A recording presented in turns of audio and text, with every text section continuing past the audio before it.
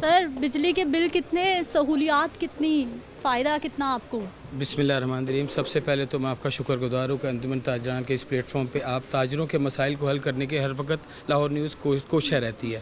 دوسری چیز جہاں تک بات ہے بجلی کے مسائل کی، اگر ہم بجلی کے بل کو تفصیل سے پڑھیں تو میرا خیال ہے 13 قسم کے ٹیکس ہیں، اور 13 قسم کے ٹیکس کسی بھی حکومت، کسی بھی گورنمنٹ، کسی بھی سرکار، کسی بھی ریونیو ڈپارٹمنٹ سے جب ہم یہ پوچھتے ہیں کہ یہ 13 قسم کے جو ہم ٹیکس آپ ہم سے ریکور کر رہے ہیں، جو لے رہے ہیں، جو ریونیو اکٹھا کر رہے ہیں، اس میں آپ فیسیلیٹیٹ کیا کریں؟ کیا 13 قسم کے ٹیکسز کے بدلے میں آپ ہمیں 13 قسم کی فیسیلیٹیز دے رہے ہیں؟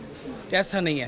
میں یہ سمجھتا ہوں ذاتی طور پہ کہ تاجروں کے ساتھ، تاجروں کے اوپر خاص طور پر یہ ظلم کیا جا رہا. اب یہ یہاں پر حالات دیکھیں اس وقت، صرف اور صرف لائٹ نہ ہونے کی وجہ سے، انرجی کی کو پرووائڈ نہ کرنے کی وجہ سے ہم کتنے قسم پرسی کا شکار ہے کہ ہمارے ساتھ جو اٹیچ ہیں، جو لگے ہوئے مزدور طبقہ، وہ بھی کہ آپ بجلی کے بل تو بڑھا کے بھیج رہے ہیں، آپ اپنے ٹیکسز تو بڑھا کے بھیج رہے ہیں، آپ فیسیلیٹیٹ کیا کر رہے ہیں؟ مجھے یہ تو سمجھائیں آگے کوئی بھی محکمہ آگے اس پلیٹ فارم پہ کھڑا ہو کے صرف یہ ثابت کر دے کہ ان 13 قسم کے ٹیکسز میں کوئی ایک قسم کی بھی فیسیلیٹی پرووائڈ کر رہے ہیں یہاں پر.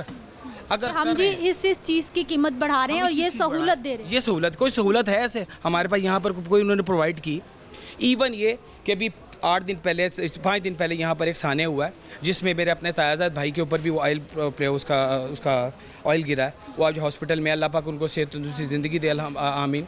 میں یہ سمجھتا ہوں کہ انہوں نے ان محکموں میں سے کسی بھی محکمے کے کسی آفیسر نے بھی، کسی نمائندے نے بھی آ کر یہ تک نہیں پوچھا کہ آیا تم زندہ بھی ہو کہ نہیں، اس کے بعد آیا تم، اس کے بعد تم اگر ہاسپٹل میں ہو تمہارے گھر کا نظام کیسے چل رہا ہے؟ انہیں صرف ٹیکسز، ریونیو اکٹھا کرنا، بلوں کا اکٹھا کرنا، یہ یاد ہے صرف، اور کچھ بھی نہیں ہے. اور میں یہ سمجھتا ہوں خدارہ ایوان اقتدار میں بیٹھے ہوئے تمام تر اپنے منسٹرز، اپنے وزراء، اپنے وزیر اعظم، اپنے تمام ان افراد سے بھی گزارش ہے، اور تمام بیوروکریسی سے، تمام اپنے آفیسر سے بھی گزارش ہے کہ یہ ذہن میں رکھیے گا کہ اگر تاجر ہے تو ریڑھ کی ہڈی ہے. تاجر تو ریڑھ کی ہڈی ہے. جی، میں تو سمجھتا ہوں ریڑھ کی ہڈی ہے. اگر تاجر ہے تو یہ ملک کی معیشت قائم ہے. اگر تاجر ہے تو آپ لوگ جو ایئر کنڈیشن کمروں میں بیٹھ کے مفت کی بجلی کھا پی رہے ہیں، آپ صرف ان کی وجہ سے کھا رہے ہیں، وہ محنت کرتے ہیں. اگر تاجر ہے تو یہ ملک قائم دائم ہے، اس کی معیشت چل رہی ہے، ریڑھ کی ہڈی کی حیثیت رکھتی ہیں. میں تو صرف اتنا کہوں گا، آئیں جواب دیں اس چیز کا، کھلی کچہری میں یہاں پر بیٹھے، ہمیں جواب دیں، ہمیں بتائیں ہمیں کیا دے رہے ہیں اور ہم ان کو کیا دے رہے ہیں. وہ ہمارے حکمران ہیں، وہ ہمارے افسران ہیں. افسران اور حکمران کا کام ہوتا ہے رعایا کو پالنا. آج رعایا ان کو پال رہی ہے.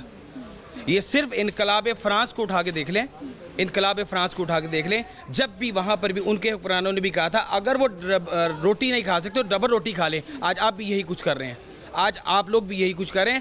ڈرے اس وقت سے جب یہی رہا آپ کو گھیرے میں لے لے. اچھا، آپ سوال کریں ہمارے حکمرانوں سے.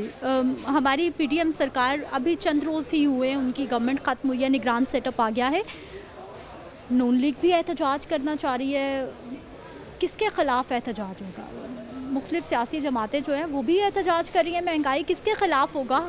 دیکھیں، میں تو یہ سمجھتا ہوں جو پی ڈی ایم کی ابھی حکومت ریسنٹلی اب نگران حکومت کی طرف کنورٹ ہوئی ہے، اگر ہم غور کریں سارے معاملات کو تو یہ سب کے سب ایک ہی کام کر رہے ہیں. صرف تو مجھے حاجی کا، میں تجھے حاجی کہوں، تاکہ سب ہمیں حاجی کہیں، بس تاکہ ہمیں ذاتی طور پہ فردن کسی کو گناہ گار نہ کہہ سکیں. ہم ایک دوسرے کو گناہ گار کہتے رہے تاکہ عوام اسی دھوکے میں رہ جائیں بس، اور پھر اگلی دفعہ پھر ووٹ ڈال دیں، پھر اس کے بعد پستے چلے جائیں.